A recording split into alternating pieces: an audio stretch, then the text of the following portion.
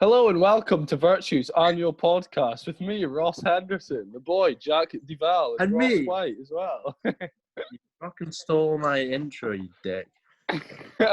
Anyway, Ross is already just like... it's happened, boys. It's already happened. Right, so we're going to be doing an album battle with three punk classics. So, Jack, I'll let you start us off. We're doing the Ramones, Self-Entitled, The Clash, Self-entitled? London Calling. Entitled to what, mate? Self-Titled. Do you know, it's because there's a NoFX album called Self-Entitled. That's good. Sorry, I thought we're speaking about the Ramones. Can you shut the fuck up about no facts, please? Right, okay. And the Sex Pistols, Never Mind the Bollocks. Do you want to show them your poster that I know you have in your room somewhere? And we're doing London Calling by The Clash as well. It's a record. I said in a frame. Did you? Yeah, see, look, there you go. I knew that was in your room. Beautiful. Oh, he's got the Ramones as Oh, he's well. got the Ramones one as well. Is that Rocket to Russia? Or is that... Yeah, it's Rocket to Russia. That doesn't count, mate. That's homework. a record that my ex-girlfriend bought me. Yeah. We'll save the Heartbreak for episode 2. Yeah. Let's talk.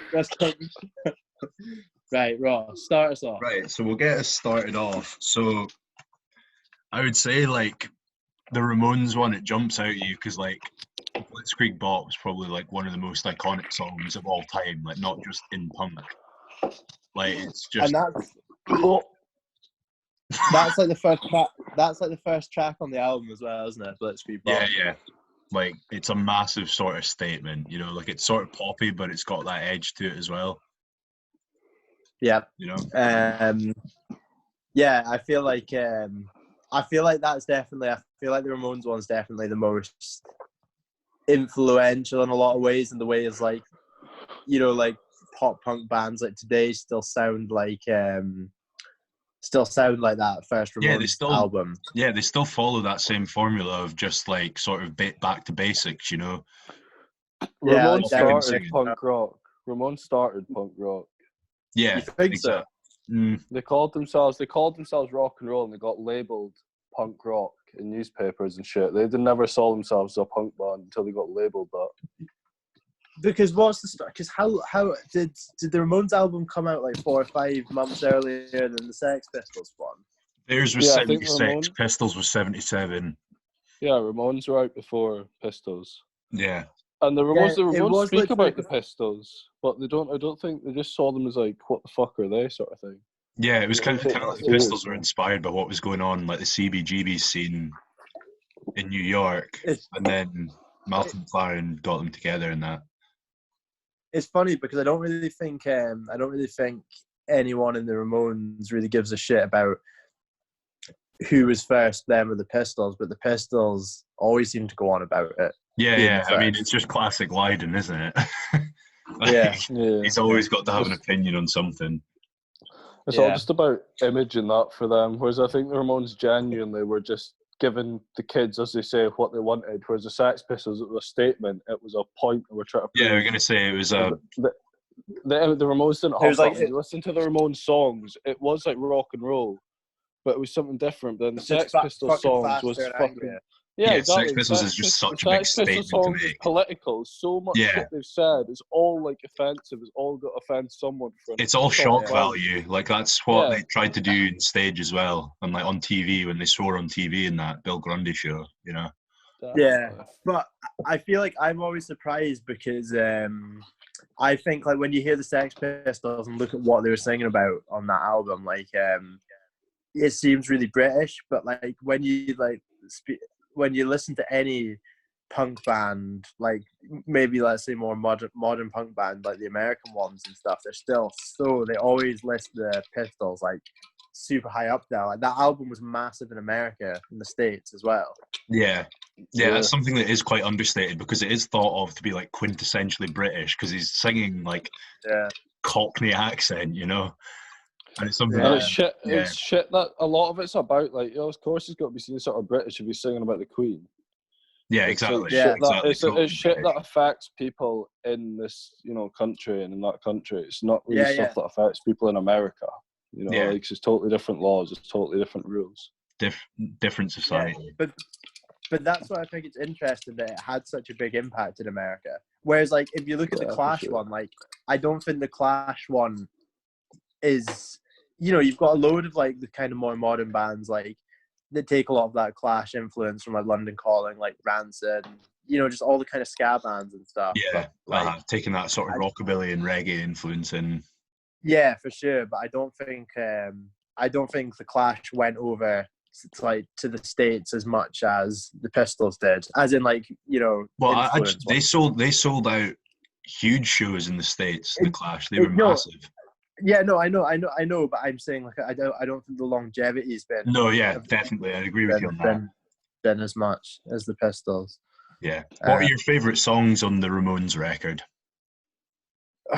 What's the first two is like Blitzkrieg Bop and Beat on the Brat. Yeah, I think if I listen to iconic songs. Yeah, they're super good, and I start to get bored after that because, like, as much as like the Ramones are great, like it's very samey. Gonna say there's only like after the first like maybe 4 songs, like I really like I Want to Be Your Boyfriend and Judy is a Punk. Judy's a Punk's good. And that's the first 4 songs, and then after that it gets quite samey. Like Havana Affair and Loudmouth sound pretty much identical in the way the riffs are structured and that. And I think that's the beauty of the Ramones. So that's the beauty of the Ramones. Like they stayed the same, and that's what it's just because that's, as I say, it's what the people wanted. They wanted something different. Like, well, I know like Loudmouth's probably actually one of my favorite Ramones songs of all time, just because I just like it. I just think I like it. But then like, out of all that like songs, they are all similar, but I think they're all very good. Good songs. What I mean? But if it good songwriting, because like Joey's vocals are so good. Like they just really fit the songs. Like there's a lot of emotion in there. Yeah. I think as well what kind of because they are really good songs, but they're samey. It doesn't help that I think back in the day, and especially for a record like that, the production is. The production's part of what makes it all sound so samey. Do you know? That's what I was going to come on to next. Is the fact that the production, like, it only took like 7 days and like $6,000 or something to produce, like, and it shows, like, it's well produced enough, but I mean, like, extra money put in would have added something else to it, I know, I think, but fuck, I mean, like, in a way, like. I think the Ramones are great because they're so raw, like that's part of it. That's part of the appeal. It's just the raw emotion. That's what started people thinking I can do it too. It's not overproduced. It's just like them. Just I'm going for it. I agree, but I do like kind of later on, when like tracks like My Brain Is Hanging Upside Down, where there's like. There's a bit. Song, there's just like a bit. I bet they like shit in it, like little bits and pieces they add to it. Yeah, Pet Cemetery as well. Like there's keyboards in that. Yeah. It's like the early record. That would never happen. Yeah, for sure. What do you think of the artwork? It is cool. It's kind of because I think it sets. It's the artwork is the 4 of them standing there. It's just the 4 of them, yeah. Yeah, I think I was thinking of the right one, and I think it's good because it's got that kind of shock factor. Like imagine like because when that comes out, you've not heard anything like that, and you see these like 4 gnarly looking dudes that look like leather bikers. Jacket wearing jeans. That wasn't even intentional either. I never realised that with the Ramones. Jeans was like fucking hell. Why would you want to wear like jeans? That, like it's showing that they don't have like money. Their jeans of like back then it was like because they wore them for so long compared to now. You buy them ripped for a look. Mm. That's just showing. It's something that people replicate even now. Like the 4 lined up against the wall. Like you see bands doing that for photos all the time. Like we've probably done it at some stage. Yeah, I'm sure we've probably done it. We've probably done it naked a few times. Yeah, at least twice. But like Jess kind of forced us to do that most of the time, and I would never. Creepy, to be honest. She's more into that sort of shit than us. And she never really gave me those photos as well that she took. I've seen them floating about on Reddit, 4chan. Yeah, there's a few. r/whoosh or whatever it is. There's a few dark corners of the dark web you can find them on. Every corner. Right, we'll move on to the Pistols now. So, what are your thoughts? Great album. Fucking, that's left an imprint on music forever. Fuck the Queen. Fuck the establishment. Geniuses. Yeah, I mean, I think like growing. It's definitely part of the music scene and the culture here for sure. I like it. I wouldn't like. I don't really stick it on that often. But you know, there's tracks I love. Like I love Pretty Vacant. He's not having it. What? Hendo's not having it. On that often. I not. But just because I wouldn't put that. I still like it. I wouldn't put that Ramones one on that often though. It's true. Yeah, it's true. No, it's definitely a harsher sound to the Ramones, and I would say it's definitely a lot more riffy, like a bit more complex. You got some solos thrown in there. The Ramones are definitely better musicians as well. The Ramones prided themselves on not putting solos into it. Yeah, that was the thing. That was one big thing. Like, I Want to Be Sedated. It's got a one-note guitar solo in it. It's brilliant. They didn't want these huge solos. All these musicians at their time were putting these massive solos in every other bar, and they were like, we just want it to be like raw and not like. Yeah, you know. that's what I like about them. I kind of think that like punk had like that's why you had two waves of sort of like punk explosions, because I think like, you know, if like the progressive bands like Pink Floyd and King Crimson and Deep Purple and stuff back in the day, like that's what the original punk was like kind of rebelling against, all these like, you know, 17-minute tracks, prog lot, like Genesis and that shit. Yeah. But then like I think it kind of happened again in like late 80s, early 90s, when you've got all these metal bands that have got like 9-minute tracks with like 4-minute solos and stuff, and it's the exact same. It's the exact same reason why it kind of got. And then, you know, you got bands like Nirvana who just you know, it's like the Ramones doing the 1-note solo. They'll just have like a 2-minute solo of him just like bending an out of key note or something like that. It's like that's history definitely repeats. You've got it coming back over and over again. Like back. I think the thing is like the punk bands were genuinely like raw. For like Nirvana and that were just fannies. Big statement. I'm waiting on the callers. Big statement. We've been demonetized. We've just got every single ad taken away from us. This video is actually costing us money to put on the internet now. We've lost all our sponsors. The fanboys and girls are coming in and swarm right now. No, the production on it's so much better than the Ramones album though. Like Steve Jones' guitar is like a proper like hacksaw. It's so big and like the sound. Which is interesting because everyone who says they saw the Pistols live said they sounded like absolute shit. Whereas the Ramones are meant to sound totally. Like, yeah, everyone said that they were shite, but like on this record, the double tracking and the guitars and stuff like that, it just sounds so good. See, if you like listen to the Pistols, even if it's on a live video, because obviously we weren't around to see them live, but like, if you listen to them on a live video, they sound rubbish. If you listen to the Ramones on a live video, the Ramones just sound very sped up and rough. They don't sound rubbish, but they sound rough. So and like fast. a song that can be like, you listen to it recording, and you listen to even the live one on the same like album and Spotify, and it's like double the speed. That's the thing. Like, I think a lot of the Ramones tracks would have benefited from being that speed on the album because it would have at least made it interesting. They used to just play them one after the other, because when they started playing, they'd get booed in between songs. So they just go in between song with no gaps in between. So Dee would just call it and go. And if you keep playing, no one can boo you off a stage. You know, yeah, exactly. We'll keep that in mind. But yeah, no. But as you say, it wasn't about sounding good. It's the shock factor. That whole album, it's not about being a great musical album. It's just about, you know, it did its job. Like Bodies, really well. Bodies is a song and an age that you couldn't swear. There was one, what is it? fuck this and fuck that. Yeah, New Fuck it York all they and swear fuck as her, well. she's a fucking brat.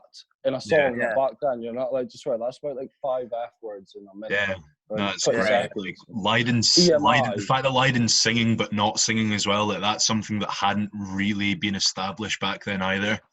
It was mental. well, You can listen to it now. It's buzzing, man. It makes you feel it. And like about the Queen as well. It's all. Oh, you can it's feel also like it's a lot angrier than the Ramones record. Like the Ramones stuff is like poppier tunes, like "I Want to Be Your Boyfriend," "Let's Dance," stuff like that. The Ramones, it's like Pistol Story. It's all like really political. Like he's getting angry. You can feel it. He's like rasping. Yeah, and that's such a big part. He's such a big part of it because when you look at interviews of him back in the day, like he was just angry, man. Like he was seething at everything. Well, if you look at what, like Malcolm McLaren was the one that was telling him to do that. When he went on to Pill, he was like, he went from being this sort of anarchist figure to being someone that listened to like reggae music, enjoyed like classical music and things like that. And you're thinking, what the hell is this guy talking about?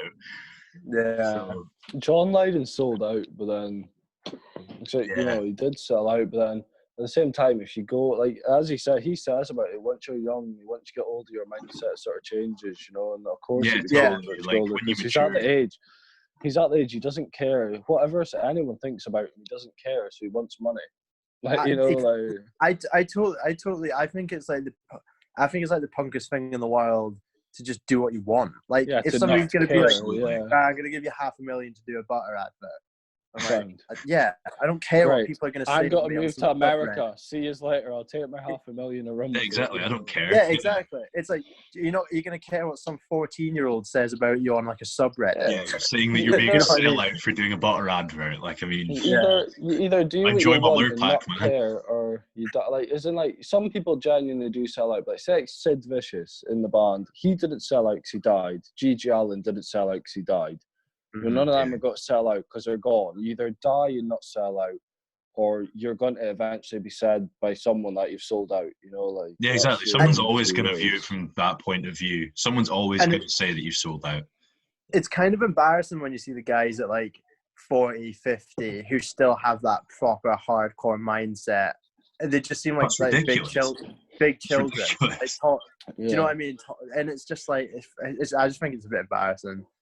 Because no matter how much they don't believe they've changed, they do change because most of them will have wives, they'll have kids, and they still try and act like they hate everything, and they wouldn't speak they wouldn't break the law, they wouldn't speak at a turn, and it's like, of course. Yeah, it's not realistic because people like they're supposed to like represent the real person. Like that's what punk is just represent like what the ordinary person thinks, you know. And when someone doesn't mature, that's not ordinary, you know. When everyone gets older, they grow up and things like that, you know. Yeah, for sure. Yeah, right. We'll move on to the Clash then. So, what's everyone's thoughts on London Calling? By far, I think for me to listen to, I'm not saying impact-wise, but I think it's probably had, in my opinion, for the stuff I listen to, it's probably had the least lasting impact. But out of all those albums, I would put the Clash one on 100 times. Like every song on that album, there's so many I really love. Like Rudy Can't Fail. Yeah, there's loads that I really enjoy as well. There's so many. There's so many. Yeah. There's a few covers on there as well. There's a good few covers. Yeah. And if you're gonna talk about the artwork as well, like that is iconic. Yeah, badass, man. Totally really iconic. Cool. Really cool. Paul Simonon like destroying his bass, like that for me. Like Paul Simonon's like one of the coolest bass players ever, and like he had some iconic bass lines, but it was just the way he played it, the way he moved on stage and things like that. Like, that's really had an impact on me, anyways. Hammered it. Cool guy. I don't know about the Clash's artwork. Like I think never mind the Bollocks artwork is like you see it and you know what it is. But the Clash kind of just looks like a little kid's made it on paint.net. Well, this is something I only figured out recently. The John Lydon always said that, you know, the color scheme that's on the Clash album, it's like what is it, green and pink? Green and pink. Yeah. Well, John Lydon always said that they ripped that off the Pistols because that was like the colors the Pistols were using for their first posters or something like that. I'm sure I was reading about that recently. Yeah. which I don't know. I certainly don't think it was intentional. No, I never heard that before, but yeah. Either way, it's the photo that kind of grabs your attention. Yeah. The Clash now, I think the Pistols now are still, you need to believe it and be into it to listen to them. The Ramones, most people nowadays who listen to all these Spanish don't even know who the Ramones were. Like, you need to, absolutely. like, indie rockers, etc. Indie rockers in Aberdeen, etc. Don't know who they were, but then, like, with the Clash, everyone knows who they were. So they're almost like, at the time they were quite relevant, but now it's become sort of like softcore punk. I think it's not like anyone likes it. It's hard though, because I think, like, how many people do you see in a Sex Pistols t-shirt and a Ramones t-shirt that could name two songs at most? Yeah, but you know what? You don't count because you're a fan of both. You're a genuine fan of both. When do you ever see a Sex Pistols t-shirt? Never. Yes, you see them loads, man. I had one when I was like, do you know the Nevermind the Bollocks one you have? Yeah. I had that when I was like 15, and I can guarantee you I would have not listened to that album at that age. You're a disgrace. Why did you buy the t-shirt? You're an absolute disgrace. That's my point. So wait, so you don't see people in Clash t-shirts then? I'm sorry, I've seen as much people in Clash t-shirts as I've had Ramones t-shirts. I think Primark put a Ramones t-shirt on. Bullshit. I think I've seen a few people in Ramones t-shirts, but that's like the corporate and them or whoever who's still alive who owns it, like doing it to the corporate brands. That's a problem. Yeah. Fucking hell, I've seen people in Metallica t-shirts. The amount of basic little girl, females that I've seen in Metallica t-shirts. Yeah. And I think because Primark had Metallica t-shirts and stuff. Yeah, they've got loads of bands that are being put out on t-shirts. Like Prince has that Purple Rain t-shirt that loads of people have, and I'm kind of thinking, it's a bit confusing. It's like that. That's like Metallica. Like, I've seen a lot of folk, and I have genuine like being at house parties where I've seen these little dicks wearing Metallica t-shirts. Females usually. Yeah. And it's like, you don't know who Metallica. You'd like take the piss out of folk for liking Metallica because you see them as weirdos. So why are you wearing the t-shirt? Yeah, for sure, I agree. No, I know what you mean about the message with the Clash. Like, they seem a bit sort of more dialed down these days amongst punks, because I think it's just because the Clash's message has lost meaning because it's less relevant now just because it faded out a bit. Well, I would disagree because I would say that their message, they were more peaceful with everything. That they were all about just like they had the same sort of message. They just put it across in a different way. It was less angry.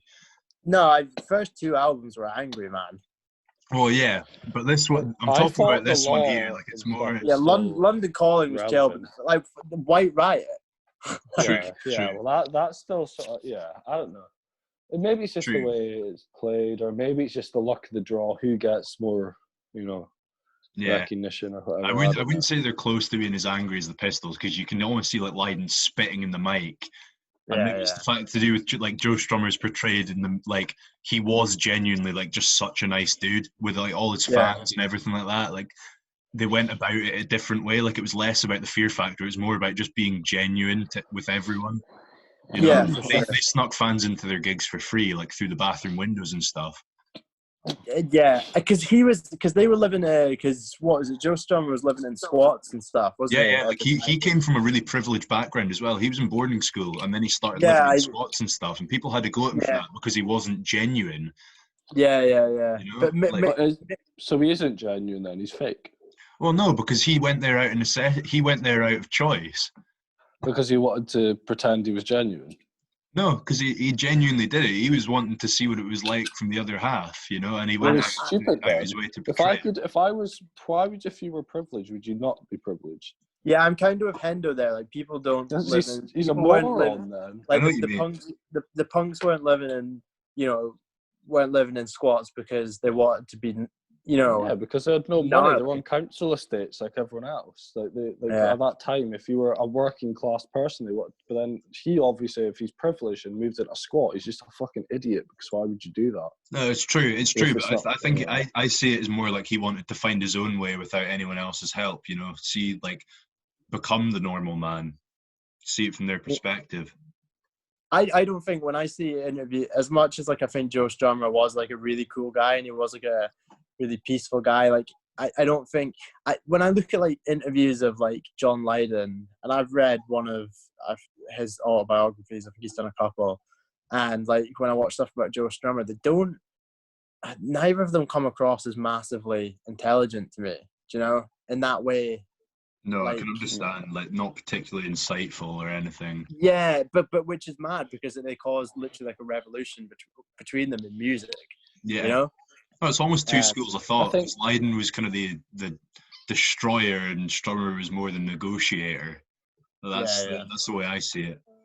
Yeah. I think they're two people who could never really lose an argument because they only saw things from their own way. Like, they see it as like freedom of thought and freedom of speech. Like John Lydon especially, because I don't really look into Clash as much, but with him, no one could win an argument against him, not because he had like some great insight like he thought, but because he only saw it from his own point of view. So you can never lose an argument. You can't lose an argument, but like it's like speaking to a brick wall when you're speaking. Yeah, you can't fight stupid. You know, you can't fight stupid. Yeah, you are right. Right. So everyone's favorite album out of those three. London Calling. I would say London Calling, definitely. Just there's so much musical diversity in there. London Calling would be either the Pistols or the Ramones. I don't know. I mean, my favorite band. Surely yours the Pistols. You listen to that Pistols album all the time. Definitely Pistols. Yeah, I do listen to it all the time, but I mean, I used to listen to the Ramones. Probably, yeah, I'd say the Pistols. Yeah, I go Pistols. I used to listen to a lot of Ramones, though. Do you guys remember when? Remember what you were talking about, like, you know, the fannies wear like Metallica t-shirts and stuff like that. Does anyone remember when Kendall Jenner wore like a Slayer t-shirt on a photo shoot? And then for the rest of Slayer's tour, Slayer wore t-shirts that said "Kill the Kardashians." Really? Yeah, exactly. Because no one wants those sort of fucking cunts wearing that. That'd be like to take that t-shirt that I've just ordered. If Kendall Jenner wants to wear a Virtues t-shirt, go for it. And if she wants to send it to me, if the Kardashians are watching, we can send you one of our unreleased t-shirts. I mean, if she wants to wear it and not wash it and send it to me, fuck yeah, Kendall. I'm keen. Nobody wants to do. Nobody yet alone the Kardashians wants to wear a Virtues t-shirt. If any of the big hairy men Kardashians will be sending us our pants soon. Not wash it and give it to me. Feel free. I think the Kardashians will soon be smaller than the Virtues, the Virginies. Yeah, we're going places, boys. We're going places. I think so. Who would you? Oh no, that's a stupid question. What would you say? Who would you have sex with out of the Kardashians? Which album's the most creative? What do you think? Out of Virtues, who would you have sex with? Jess. You idiot. You're an idiot. No. Literally the worst choice. Hendo, because it'd be a wild ride. Like, that's... Hendo, because he'd be so depravasive. Yes. Anyways, coming off of that, which album do you think is the most creative? Fucking hell. I would say London Calling. Yeah, I'd say London Calling. Like, London Calling doesn't really sound like anything. Like, that first song just sounds so new, fresh, and just, it's ace. It's so good. Yeah, it's like, every aspect, like Topper Headon's drumming, the bass line, like Mick Jones' guitar, Joe Strummer's lyrics, they're great. Yeah, it's sick. It's awesome all the way around. You've sold me, I'll just agree.